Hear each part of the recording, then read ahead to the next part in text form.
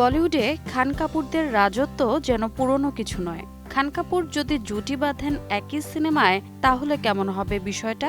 ইনস্টাগ্রামে এমন কিছুরই আভাস দিলেন আলিয়া ভাট।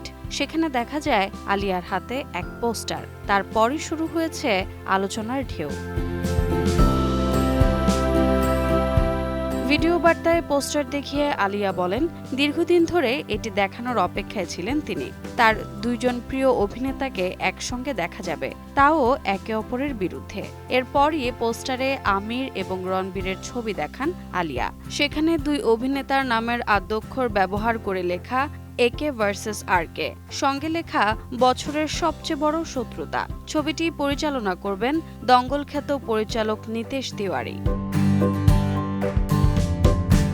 আর তা থেকেই নিশ্চিত হওয়া গেল এই দুই তারকাকে একসাথে দেখা যাবে খুব শীঘ্রই। যদিও রণবীর পত্নী নতুন কাজটি নিয়ে বিস্তারিত কিছু বলেননি। এর আগে আমির খানের পিকে ছবিতে ক্যামিও চরিত্রে দেখা গিয়েছিল রণবীর কাপুরকে।